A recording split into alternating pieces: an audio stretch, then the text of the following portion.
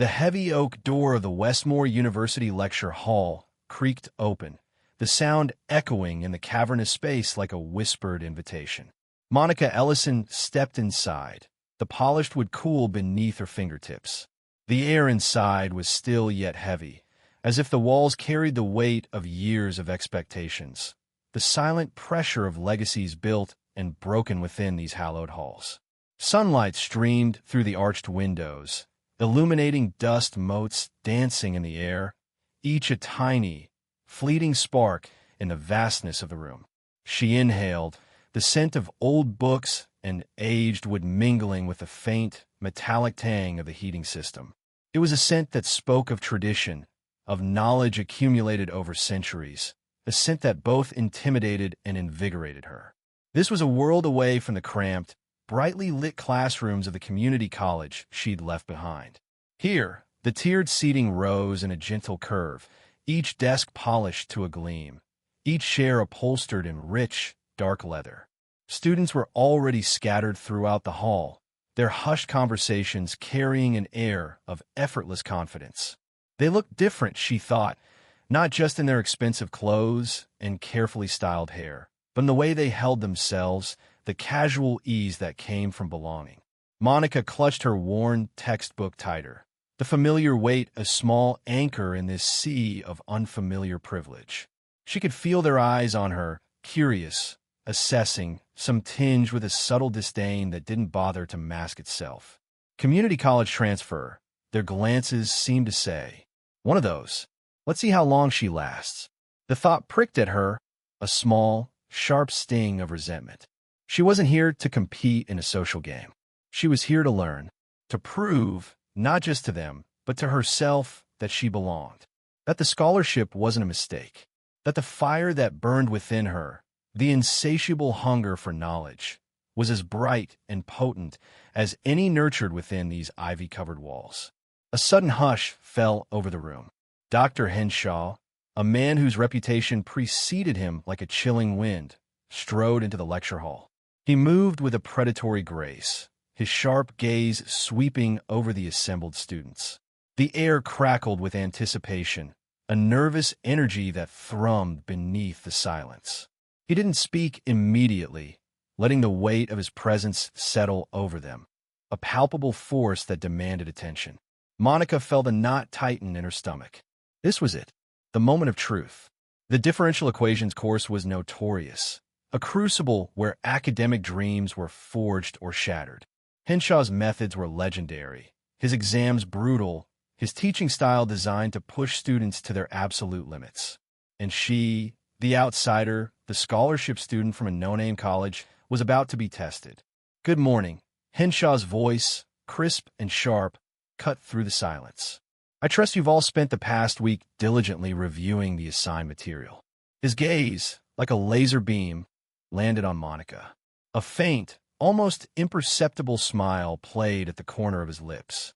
"Ms. Ellison," he said, his voice laced with a deceptive softness, "perhaps you could enlighten us with your understanding of the Stokes theorem in 3 dimensions." Monica's heart hammered against her ribs. The Stokes theorem. He'd chosen the most complex, the most conceptually challenging theorem from the entire chapter. A deliberate test. A public execution. "He wants to make an example of me," she thought, her mind racing. "He wants to show them all what happens to those who don't belong." She could feel the weight of their gazes, the silent expectation, the barely concealed amusement. But something shifted within her. A spark of defiance ignited in the pit of her stomach. Fear gave way to a cold, calculating focus. She took a deep breath, her voice steady as she began to speak. "The Stokes theorem," she said, her voice clear and resonant, "relates a surface integral of a vector field over a surface S to a line integral of the vector field around the boundary curve of S." She paused, her eyes meeting Henshaw's unwavering gaze. "However, a direct application can be computationally intensive." Henshaw's eyebrow arched slightly. He hadn't expected this. He'd expected fumbling, hesitation, perhaps even tears. Not this calm, almost detached analysis. The students, too, were beginning to shift in their seats, their initial amusement replaced by a flicker of curiosity. Monica continued, her words flowing now, her mind weaving through the complex equations with a speed and precision that surprised even herself. In this specific instance, considering the vector field and the given surface, she walked to the board, her hand moving with a swift, confident grace, sketching out a simplified representation of the problem. She wasn't just regurgitating the textbook definition. She was dissecting the theorem, exposing its underlying structure, revealing a hidden elegance that even Henshaw, in his years of teaching, hadn't fully grasped. By applying a specific coordinate transformation, she continued, her voice gaining momentum, we can reduce the problem to a simpler form, thereby avoiding the unnecessary complexity of the direct integration. The silence in the room was absolute. Every eye was fixed on her, on the elegant, almost poetic solution unfolding on the board. It was a method so unconventional, so brilliantly efficient, that it left them breathless. Dr. Elaine Parker, a newer faculty member observing the class from the back row, leaned forward, her eyes wide with admiration. She recognized the spark of genius in Monica's approach, the intuitive leap that bypassed conventional methods to arrive at a solution of breathtaking simplicity. Henshaw, too, was silent, his initial condescension replaced by a grudging respect. He had intended to humiliate her, to expose her perceived inadequacy, but she had turned the tables, forcing him to confront not only her brilliance, but his own preconceived notions. He cleared his throat, the sound echoing in the sudden stillness. Ingenious, he admitted, the words seeming to hang in the air, heavy with the weight of his reluctant acknowledgement. A most unconventional approach, Ms. Ellison, but undeniably effective. A ripple of murmurs went through the class. The initial skepticism had vanished, replaced by a grudging respect, a dawning realization that the community college transfer was not just competent, but exceptional. Monica met Henshaw's gaze, a quiet triumph burning in her eyes. She hadn't just solved a problem. She had dismantled a wall, brick by brick, and carved a space for herself in this rarefied world. The weight of their expectations, the silent pressure of the hallowed halls, seemed to lift, replaced by a sense of lightness, a quiet confidence that resonated within her like a newly discovered strength. She belonged, and they were finally beginning to understand. The fluorescent lights of the Westmore University lecture hall hummed, a dull counterpoint to the frantic scribbling of pens against paper. Monica Ellison, a solitary figure in a sea of affluent Westmore students, felt their gazes like pinpricks on her skin. The air, thick with the scent of old textbooks and the faint, metallic tang of anxiety, seemed to press down on her. Here, in this hallowed hall of academia, the weight of her scholarship, the stark contrast of her community college background against the polished privilege surrounding her, felt heavier than ever. Dr. Henshaw, a man whose reputation preceded him like a chilling draft, paced the length of the chalkboard, his chalk a weapon in his hand. His eyes, sharp and calculating, scanned the room, finally settling on Monica. A flicker of something akin to amusement, or was it malice, danced in their depths. Her stomach clenched. She knew this feeling, the predator singling out its prey. Miss Ellison, Henshaw's voice, crisp and edged with steel, sliced through the quiet murmur of the lecture hall. Every head turned, every gaze now focused on her, a silent chorus of expectation. Perhaps you would be so kind as to grace us with your solution to this conundrum. He gestured towards the board, a dense thicket of Greek symbols and complex equations, a problem he'd sprung on them without warning. A problem, Monica suspected, specifically designed to trip up the unwary. She could almost hear the whispers, feel the judgment radiating from the students around her, the subtle curl of lips, the raised eyebrows, the silent dismissal of her presence in this space. Community college transfer, their eyes seemed to say, out of her depth. The words echoed the doubts that gnawed at her own mind. Was she truly capable of competing in this arena? She swallowed, the dryness in her throat a testament to her mounting anxiety. This wasn't just about solving a problem. It was about proving herself, about silencing the whispers, about justifying the scholarship that had brought her here. It was about more than just calculus. It was about survival. Her heart hammered against her ribs, a frantic drumbeat urging her forward. Taking a deep breath, she rose, the scrape of her chair against the polished floor echoing in the sudden hush. As she walked towards the board, each step felt weighted, each glance a burden. Don't falter, she told herself. Don't let them see your fear. Henshaw's gaze, intense and unwavering, bore into her, a silent challenge in its depths. Let's see what you've got, Miss Ellison. The undercurrent of condescension was not lost on Monica. It fueled a flicker of defiance within her. She picked up the chalk, its smooth coolness a stark contrast to the burning heat of her skin. For a moment, she stood there, staring at the equation, the complex web of symbols swirling in her mind. The standard approach, the one Henshaw had likely intended them to use, was a long and convoluted process. It was a trap designed to ensnare and expose any weakness in their understanding. But Monica's mind, trained to seek out patterns, to dissect and reconstruct, saw something else. A shortcut, an elegant, almost audacious solution that bypassed the conventional route entirely. The silence in the hall deepened, punctuated only by the rhythmic tap of the chalk against the board as she began to write. Each stroke was deliberate, precise, a physical manifestation of the intricate calculations unfolding within her mind. She could feel the weight of the room, the collective breath held in anticipation. Doubt warred with determination, a tumultuous battle raging within her. What if I'm wrong? The nagging voice whispered. What if I make a fool of myself? But another voice, stronger, more insistent, rose above the doubt. Trust your instincts, it urged. You know this. As she continued, a ripple of murmurs began to spread through the room. The initial skepticism, the veiled amusement, began to morph into something else. Confusion, intrigue. She could feel their gazes, no longer sharp with judgment, but now tinged with a nascent curiosity. Even Henshaw's expression, though carefully schooled, seemed to flicker with a hint of surprise. With a final flourish, Monica set down the chalk, stepping back to reveal her solution. The silence that followed was absolute. The equation, once a daunting labyrinth, now stood simplified, dissected, its core revealed.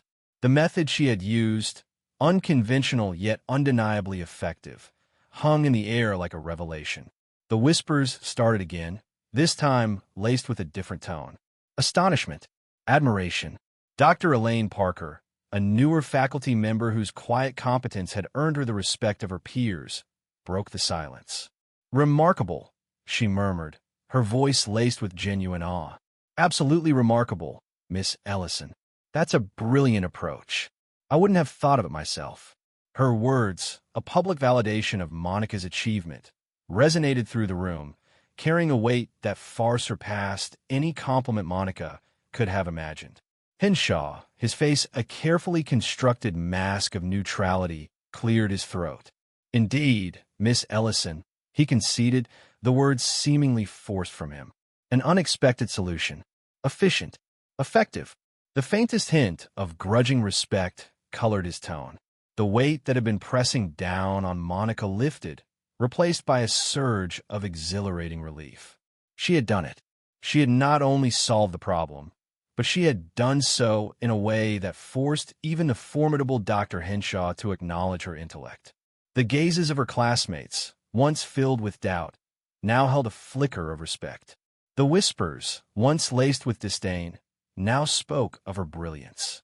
In that moment, Monica Ellison, the community college transfer, ceased to be an outsider. She had earned her place. The game had changed. The chalk dust motes danced in the afternoon sunbeams, slanting through the tall arched windows of the Westmore University Lecture Hall, each mote a tiny, swirling universe. Monica Ellison, a solitary figure at the chalkboard, felt the weight of 100 gazes, some curious, some skeptical, most dismissive. The silence was thick, suffocating, punctuated only by the rhythmic scratch of chalk against slate. She could practically taste the metallic tang of anticipation in the air. Dr. Henshaw, a man whose reputation preceded him like a chilling draft, stood arms crossed, his gaze sharp and unwavering, a hawk circling its prey.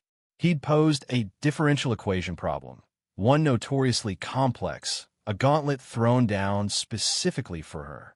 "Let's see what our community college transfer student can do," he'd sneered, the words dripping with condescension, a deliberate attempt to rattle her. Monica tightened her grip on the chalk. Her heart hammered against her ribs, a frantic bird trapped in a cage. "Don't let him see you sweat," she told herself. "He wants you to fail. Don't give him the satisfaction." She took a slow, deliberate breath, focusing on the equation, letting the familiar symbols ground her. It was a language she understood, a world where logic reigned supreme, a sanctuary from the judgment in those scrutinizing eyes. Her hand moved across the board, each stroke precise, each equation a step in a carefully constructed argument. Henshaw's shadow loomed large, a constant reminder of the stakes. She could feel his eyes boring into her back, searching for any sign of hesitation, any flicker of doubt. "He thinks he can break you," a voice whispered in her mind. "He thinks you don't belong here." But with each line of the equation, a quiet defiance grew within her. This wasn't just about solving a problem. It was about proving herself, about dismantling the invisible walls of privilege and prejudice that seemed to surround her. She refused to be intimidated. She wouldn't let him see the tremor in her hand, the tightness in her chest. Her method was unconventional, a shortcut she discovered during late nights, hunched over textbooks in a dimly lit corner of her small apartment. It was a risk, a deviation from the standard approach they taught here at Westmore. She could almost hear the collective scoff of the other students, the silent ridicule. Too simple, they seemed to be thinking. She's going to make a fool of herself. But Monica held her ground. She knew the elegance of her solution, the sheer efficiency of it. It was a gamble, but one she was willing to take. The lecture hall door creaked open, momentarily distracting her. Dr. Elaine Parker, a newer faculty member whose work Monica had admired, entered quietly, her gaze drawn to the unfolding drama at the chalkboard. Monica felt a flicker of self-consciousness, but she pressed on, her focus unwavering. She could feel Dr. Parker's presence, a silent observer, her gaze intense but not judgmental. It was a different kind of scrutiny, one that felt almost supportive. The shift in the atmosphere was subtle but palpable. The initial whispers of doubt, the barely concealed amusement, began to fade, replaced by a growing sense of bewilderment. They couldn't understand her method, couldn't grasp the logic behind her seemingly effortless leaps. The silence deepened, charged now with a different kind of anticipation. As Monica neared the solution, the last piece of the puzzle falling into place, a collective gasp rippled through the room. The equation, complex and daunting only moments before, now stood simplified, elegant, almost poetic in its simplicity. She placed the chalk down, turning to face the room, her gaze meeting Henshaw's. His expression was unreadable, a flicker of something that might have been surprise, or perhaps even respect. He opened his mouth to speak, but before he could utter a word, Dr. Parker's voice, clear and resonant, broke the silence. "That was brilliant," she said, her words carrying a weight of authority that resonated through the room. "Absolutely brilliant, Ms. Ellison. I haven't seen such an elegant solution in years." A faint smile touched Monica's lips. The tension that had coiled tight within her began to unravel. The victory, however small, was sweet. Henshaw cleared his throat, his initial condescension replaced by a grudging acknowledgement. "Indeed," he said, his voice still laced with a hint of disbelief. "An unexpected approach. Effective, nonetheless." He looked at Monica, his gaze no longer predatory, but almost curious. The whispers among the students started anew, this time tinged with awe and admiration. The community college transfer student, the outsider, had not only solved the impossible problem, but she'd done it in a way that had stumped even the great Dr. Henshaw. The invisible walls, the ones built of privilege and preconceived notions, seemed to crack just a little. Monica stood tall, her gaze steady, a quiet confidence blooming within her. She had proven herself, not just to them, but to herself. The chalk dust motes continued their silent dance in the afternoon sun, each one a tiny testament to the power of resilience, the beauty of unconventional thinking, and the quiet triumph of a mind that refused to be underestimated. The silence in the lecture hall was thick, almost viscous. It clung to the ornate chandeliers, wrapped itself around the polished wooden desks, and pressed down on Monica's shoulders like an invisible weight. The chalk dust still hung in the air, a ghostly reminder of the equation she had just dissected with an almost surgical precision. Henshaw stood motionless, his gaze fixed on the board, his expression unreadable. Monica could feel the prickle of dozens of eyes on her, some wide with surprise, others narrowed in disbelief. A tremor of unease ran through her. Had she gone too far? Had her unconventional approach somehow violated some unspoken academic code? Henshaw finally turned. The chalk dust motes danced in the oblique rays of afternoon sun, slicing through the lecture hall, each particle a tiny, swirling universe. Monica could smell the faint, metallic tang of the chalk, a sense strangely comforting amidst the oppressive silence that had descended upon the room. Her heart hammered a steady rhythm against her ribs, a counterpoint to the frantic scribbling of pens against paper. The second problem, a Gordian knot of differential equations, loomed large on the chalkboard, its complexity amplified by the weight of 100 expectant gazes. Henshaw, perched on the edge of his desk, watched her with an unsettling intensity, his eyes like chips of obsidian. He wants me to fail, she thought, the realization a cold knot in her stomach. He wants to see me crumble under the pressure. But beneath the anxiety, a flicker of defiance ignited. She wouldn't give him the satisfaction. She wouldn't let him, or anyone else in this room filled with the hushed whispers of privilege, diminish her. Her hand moved almost independently, guided by an instinct honed by years of wrestling with complex mathematical concepts. In community college, she hadn't had access to the gleaming labs or the extensive libraries of Westmore, but she had something more valuable, an unquenchable thirst for knowledge and the discipline to pursue it relentlessly. This problem, daunting as it appeared, held a certain elegance, a hidden symmetry that she was determined to uncover.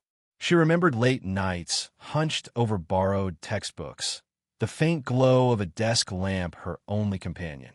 Those nights had forged in her a resilience, a quiet confidence that whispered now, "You can do this." While others tackled the problem with conventional methods, laboriously working through each step, Monica saw a different path, a shortcut that bypassed the tedious calculations. It was a risky approach, a leap of faith based on an intuitive understanding of the underlying principles.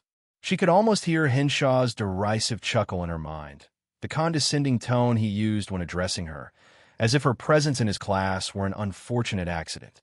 The memory fueled her focus, sharpening her resolve. Her pen flew across the page, equations flowing from her mind like a river breaking its banks. A ripple of murmurs spread through the room as students, initially dismissive, began to realize the unorthodoxy of her approach. A few craned their necks, their expressions shifting from amusement to bewilderment. They don't understand, Monica thought, a fleeting sense of isolation washing over her. They're so used to following the prescribed path, they can't see the alternative. She could feel Henshaw's gaze burning into her, a tangible weight that threatened to suffocate her. But she pressed on, each line of her solution a small act of rebellion against the expectations that had been placed upon her. Finally, after what felt like an eternity, she reached the solution. It was concise, elegant, almost deceptively simple. She took a deep breath, her hand trembling slightly as she circled the final answer.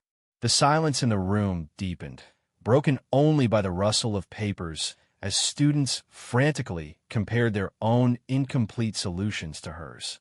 The air crackled with an unspoken question, a collective gasp held in check. A young man with meticulously styled hair and a Westmore crest emblazoned on his sweater leaned forward, his brow furrowed in concentration. "How did you do that?" he stammered, his voice barely above a whisper. Monica met his gaze, her own steady and unwavering. She explained her method, her voice clear and concise, cutting through the stunned silence.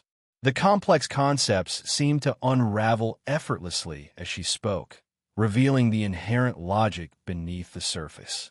Dr. Parker, who had been observing the proceedings with quiet interest, leaned forward, a flicker of admiration in her eyes. "Brilliant," she murmured, her voice carrying an unexpected weight in the hushed room. "Absolutely brilliant, Ms. Ellison. Your approach is unconventional, but remarkably efficient." The students, initially skeptical, now buzzed with excitement, peppering Monica with questions. The atmosphere had shifted, the initial condescension replaced by a grudging respect. The whispers now were not of doubt, but of awe.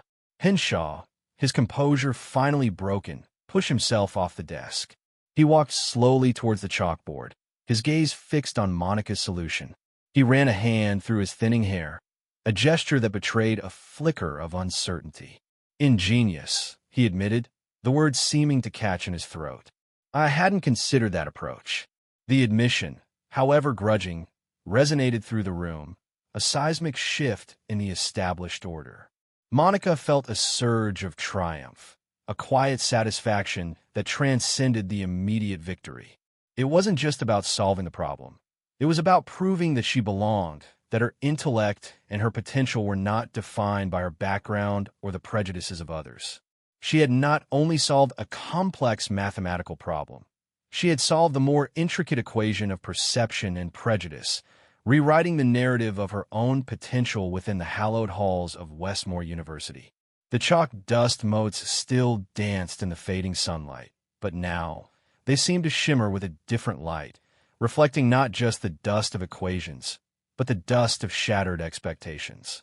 The fluorescent lights of the Westmore University lecture hall hummed, a stark contrast to the silence that had fallen over the room. Chalk dust still hung in the air, a ghostly reminder of the complex equation that moments ago dominated the chalkboard.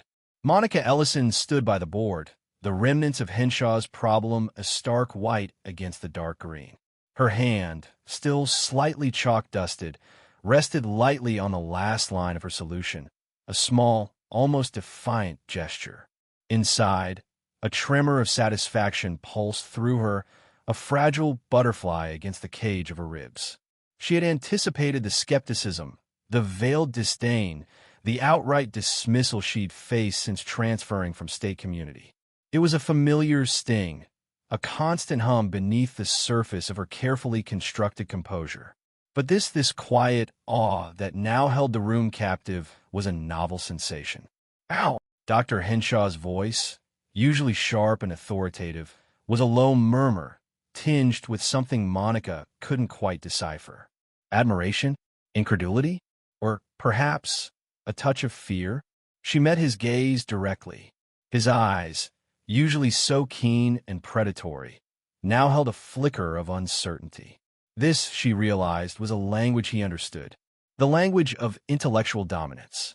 "Professor, the standard approach, while theoretically sound, becomes computationally unwieldy with this level of complexity."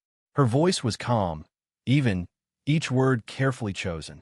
She could feel the weight of the other students' gazes, the shift from amusement to bewilderment. By reframing the problem through the lens of topological graph theory, we can bypass the more cumbersome steps and arrive at the solution much more efficiently. As she spoke, she traced the lines of her solution, explaining her reasoning with a clarity that even she hadn't anticipated. Each word was a small victory, a chip in the wall of prejudice that had been erected around her. "They think I'm just a community college transfer, a charity case." The thought flickered through her mind, fueling her quiet determination. "They think I don't belong here." A hush fell over the room as Monica continued her explanation.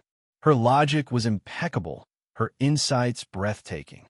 The students, who had earlier snickered at her audacity to challenge Henshaw, now leaned forward, captivated. Even Dr. Elaine Parker, the renowned number theorist, watched with undisguised admiration. Monica could feel a subtle shift in the air, a change in the currents of power within the hallowed halls of Westmore. A student, the same one who'd sneered at her earlier, cleared his throat. "I didn't see that. That's brilliant," he stammered, his face flushed with a mixture of embarrassment and awe. The words were a balm to the lingering sting of earlier ridicule. Monica offered a curt nod, the smallest hint of a smile playing on her lips. "They underestimate me. They all underestimate me." Dr. Parker spoke, her voice ringing with genuine enthusiasm. "Ms. Ellison, your approach is truly remarkable. I'd be fascinated to discuss this further with you, perhaps during my office hours." The invitation was more than just a professional courtesy. It was an acknowledgement, a validation of Monica's brilliance in a space that had initially sought to diminish her. Monica felt a surge of triumph, a vindication of all the late nights, all the sacrifices she'd made to reach this point. "This is my place. I've earned it." The lecture hall began to empty, the students chattering amongst themselves, their voices a buzz of excitement and disbelief. Monica gathered her belongings, a strange calm settling over her. The weight of their stares, once a burden, now felt almost validating. As she walked out into the hallway, the cool air against her skin felt like a reward. The fluorescent lights here seemed less harsh, the silence less oppressive. She pulled out her phone, a message from Jordan flashing on the screen. "Killed it, didn't you? Knew you would." Winky face. A genuine smile finally broke through Monica's carefully constructed facade. Jordan, her friend from state community, her unwavering supporter, the one person who had never doubted her. Monica typed back a quick reply. "Just getting started." It wasn't just a message to Jordan. It was a promise to herself. A promise to continue pushing boundaries, to challenge assumptions, and to prove, time and again, that brilliance wasn't confined to the privileged halls of Westmore, but could bloom even in the most unexpected of places. The prejudice, the doubt, the whispers, they were just fuel for the fire that burned within her. A fire that drove her to excel, to shatter expectations, and to carve her own path in a world that wasn't always ready for her.